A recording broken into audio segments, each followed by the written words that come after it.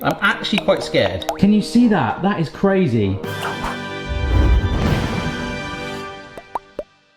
Hello everybody, it's Barry here. Hope you are well wherever you are in the world. Today, we're trying out this. Well, not exactly this, but this was the box it came in. This is from Aldi. This is an Ambiano brand. So remember I had that deep fat fryer that I loved that was £10. This, which is empty, but there, I think it cost £60.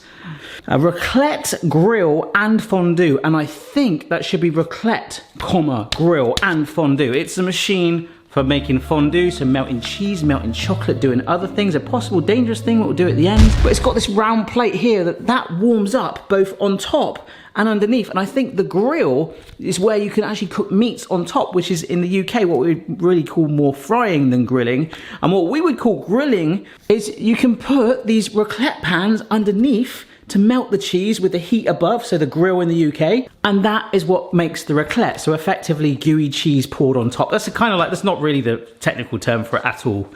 I really need to sharpen up on that because I'm going to Switzerland in a couple of weeks. Side note, very excited for the Swiss chocolate. You can guarantee I'm going to do a video when I come home. Remember, these videos aren't sponsored. I just actually really liked this brand that I'd never heard of that had this epic fryer that I used recently on the TGI Friday beans and other videos. But this thing is, to be fair to it, a lot more sturdy. You've got your forks there, you've got some sort of fondue pot here, you've got some wooden steaks, Dracula style. Right, I'm going to unpackage all of this and we're going to cook a lot of food. So basically you've got this main heating element, as I say, so that will heat underneath it for those raclette dishes that look like shovels. This goes on top. So obviously that heating element will warm this as well, so we can, what it's calling a grill, or what I would call fry food on top. And then quite simply, that round heating element in there, which is controlled separately by a different knob on the front here, that just sits in there. So you kind of got like a bucket that you can warm up your cheese, your chocolate, all that stuff, which we will do. And then this just sits in there so that your fondue forks, you can leave it in there, just dip it in there whilst it's warming. Oh my gosh. Other than that, it's quite self-explanatory. It will go off that traditional factory smell when we turn the heat on for the first time. I'm not going to take it all out of the packaging. I'm not going to need all of those raclette shovel things because I will be giving this away to a patron signed at the end who will probably get way more use out of it than me. But anyhow, let's melt some chocolate. Ooh, have any lights come on? Yes, a light has come on. And it's just going to cycle that heat like other appliances we've seen before, just like a toaster. Once it gets warm, it'll just maintain that and the light will come on and off until we choose to turn it back down. Yeah, I can actually smell it already. Oh my gosh, yeah, that stinks. Oh my gosh. Yes, can you see that? That is crazy. Smoking! I'm gonna open a window and yeah, get my chocolate ready for sure. So for the chocolate fondue, preheat it to the max and then break your chocolate into pieces. So this is what worries me, because we're effectively putting chocolate direct against the heat. Oh my gosh, that's melting quick. Wow. It's directly touching the hot surface, which I prefer not to because it can burn the chocolate. So what it tells us to do is to melt it to this point, and as soon as it gets fully like to a chocolate lake, Willy Wonka style,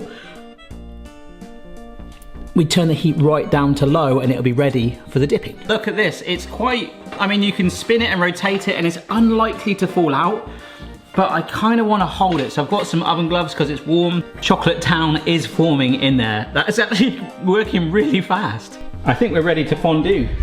We've got some fruits here and some marshmallows, and the forks, that little metal plate that we put in here, it just sits in there like that, and you can have all your friends round.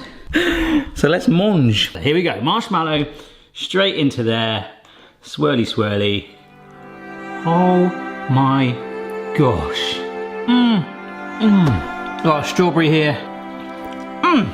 Yeah, a nice simple start. Right, I've got to let this cool down, get the chocolate out, scrape it into a bowl so I can reuse it for another thing. Let's get the other bits working. Oh folks, I need to show you this. Look, I've just started scraping it out and look at the bottom. Can you see? That is our worst nightmare. That is burnt chocolate where it's been sat on that heating element. And that is the risk of melting it at that really high temperature. I would suggest, like, if you have one of these, like, turn it to medium and just take your time and then reduce it right down, or even just do it low and slow, or grate the chocolate or chocolate chips to help it. But someone at your chocolate fondue party is going to be very disappointed.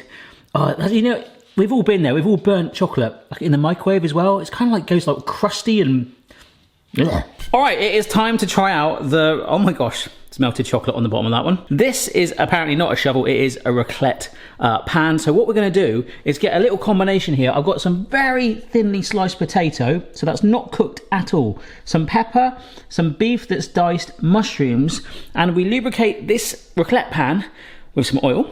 I'm gonna stick some peppers and potatoes in there, some chopped mushroom, and then some of this diced beef. And I guess you could season it now, but this isn't the main part of the raclette. This is just the starter. This is the tease, all right? So these go under here, okay?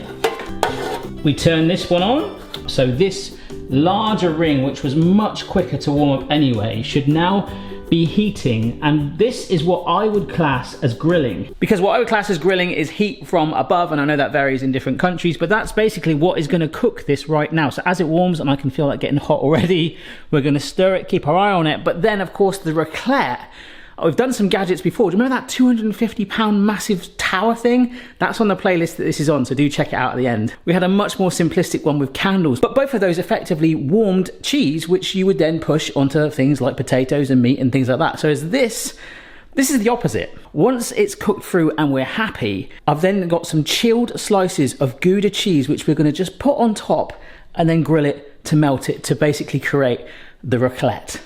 Awesome. That's really hot. You feel like your face feels like it's... Mrs. B's just come back from yoga, and this is the perfect post-yoga snack. Definitely. Chocolate-coated marshmallows. Hark, can you hear that? I'm gonna burn my ear if I get any closer. Oh my gosh, check this out. I've just drained a little bit of the oil off. The peppers are starting to, oh my gosh, that's the hot plate, so it's not gonna keep it any cooler, is it? The beef in particular is looking great. I'm almost confident that the potatoes are cooked and the mushrooms have wilted nicely. Right, let's get some cheese on. Now these are some strips of Gouda cheese, and I don't know why I did this, but I thought I'd cut it slightly to the shape. But what we're gonna do is put it in like that, put it back under there. Nice, and apparently we turn the heat down to about a medium. And that should cloak our cooked bits with a gooey, cheesy raclette. I'm genuinely excited for cheese. It has been literally a minute. Oh, speech, look at this. Oh, I might just give it a little bit longer, but it's already cloaked it. Clark Kent style. So here we go. I don't know if I can loosen it up. Oh no, the handle wants to come off. The handle wants to come off. Ah, what if I just... Oh my gosh, did you see that? Come on, yes! I'm suddenly really excited for my trip to Switzerland now. Oh, and as if by magic, my yoga friend appears. Doesn't make it any healthier just because you've got like your yoga stuff on, alright? Look at that. Ah. Wow. Whoa. That potato is really nicely done. This is going to be good for parties. All those parties that we have. I'm going to give it away. Oh, every good gadget you get, you give away. Chocolate fountain already, effectively. Chocolate fondue. And this. And there's more to it. We haven't actually done a cheesy fondue yet. This is some Gruyere and Gouda mixed together. Now, we're not going to go crazy and put like beer in here and garlic and stuff, because you can do that with fondue. Can you hear that? It's starting to bubble already. So I need to, again, like the chocolate, probably keep my eye on this. All right, folks, that has been half an hour. And let me just show you, look at this. Oh my goodness, look at that gigantic cheese pool. That is crazy. Ugh. Now, as you know, if I had that cheese cold, I would be like, bleh. But for some reason, oh, that's so good. That is so good. In a minute, I'm going to dunk some bread in there, but we've got to warm this other plate up. So we'll turn this up. And it says to not put any oil on at this stage. I might do if it needs it. I'm going to put some bacon back here. Asparagus bacon as well. And then I've got some peppers that I'll just scatter. Oh, that is getting warm actually. You see?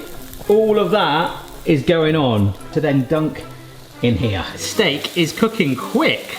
It's already browned one side, so I can just turn these cubes over. These are a little bit fiddly, I'm not gonna lie. Some wooden toast tongs would be really cool, or just tongs. But it is all cooking. Yes, look at that. Wow. Yeah, this is really good. It's all cooked, and the cool thing is now I can actually leave it so it's still warmed, and I know that it's cooked through. Oh, there we go. You get the idea? Oh, cracky. Oh, that's hot. Not the cheese, the blooming fork. That's on fire. That is sensational. Folks, I have got nothing else to say about this. I think this is very much a thing of, if you like fondue, or maybe this video has opened your eyes to the world of fondue and raclette and grilling / frying, whatever. You know, it's not the cheapest gadget. The fryer that I had made by them was £10. This is £60. But as a party piece and the flexibility that you can do with it, you can actually do a broth as well. Did you know that? I didn't know that. You can actually take stocks and cook raw meat in there. It takes a little while to cook it all through, but you just leave it resting in there, and that is like a simmering pot of absolute flavour town right there. That shows how little, I know you can do that, but it shows how little fondues I've had. But I genuinely really want to keep this. I'm not. I will give it away to a lucky patron. So check this one out if you want. Thanks so much for watching. Check out the playlist for other ones. And how's about a bonus scene now? Because apparently, and this is the reason I did it last, you can fry in here. You can put oil in here, and a little bit like the broth, fry your meats in there. See you next time, guys. Ciao for now.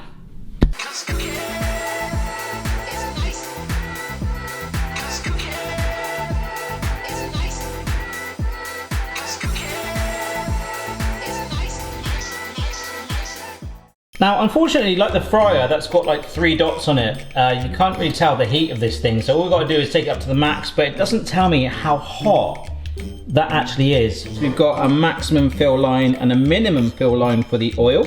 And that seems a bit high to me, but we're going to go with it, okay? I'm actually quite scared, which is why I'm doing this last. It's worrying that you just don't know how hot. It just says to do max heat for about 20 minutes, so we'll do it like that. But I think I'm going to try and fry some of those beef cubes, and that will do. As long as that works, that's exciting, isn't it? And probably burn my mouth off. But what I like about it with the bread is that I can just sort of keep it on here. This bit is cold. You can have that as a sort of thing to dip in, but with the raw meat, you kind of want to keep that off of there if you're mixing it with stuff that isn't gonna, you know what I mean? It's been 45 minutes, so 10 minutes longer than it suggests to wait. It feels fairly warm, but nowhere near as hot as I want. I could stick a thermometer in it, but then I thought to myself, it doesn't matter because that is the heat it's going to push out. So in true classic old school style, we'll stick bread in and see if it fizzes. Oh, it is bubbling. Yeah, baby. That is frying away, not as fast as I would like, but it is definitely doing something. I don't really like the idea of fonduing with oil, but let's do it. Whoa. Yep, that's fried bread, all right. Okay, so let's do it one more time with the beef in there. Here we go. That made no noise whatsoever. It didn't, but oh my gosh, look at the colour of it changing. Look at that. But I just need to say, ooh, there we go. That's what I was expecting. Oh, a minute ago that light was out and it was rotating, so maybe it's picking up the temperature again. I was just thinking, I've never deep fried beef before. Obviously you fry it in a pan and it cooks through, but that's browning. That's been like less than a minute. I did prefer the cheese, guys. It's splattering quite a bit. I don't like that. Ooh. But even if that does work, I want to dunk that into the cheese. Maybe we have that going down there as well at the same time. It was better for cooking it on there, I think. Oh yeah, baby. I am happy with that. Just a little bit disappointed that it's been literally soaked in oil, but I guess most deep fat fried things are. Oh yeah, that feels so good to turn that off. Right, I am not again gonna put this, because that is very hot indeed. I'm not putting that anywhere near my mouth. A new fork enters the room. Smells all right. I'm gonna try and bite it to see if it's cooked all the way through, which to be honest, I don't like. Ow! Oh, that's hot oil. Ah! Ah! Oh! Mmm! Wow. Yeah, that needs cheese, but look, that is fully beyond how I'd want it. In fact, I should have just browned the outside and let it. I like a little bit chewy, you know? Tastes quite good, actually. Oh, I'm gonna try one more. So this is a completely raw potato. Come on. This guy has been fed very well today, haven't you, mate? Is that good? He endorses the machine. All right, here we go. Yes. I mean, that was pretty much more of my comfort zone in that we have Al made the world's smallest chip. Yep, cooked through, amazing. What a fun machine. Like, I wanted to hate it. I wanted to say it's not worth the money. But actually, I'm sure some of you guys love fondues. We don't do it enough. It's making me want to get my own version of this. Amazing. See you next time.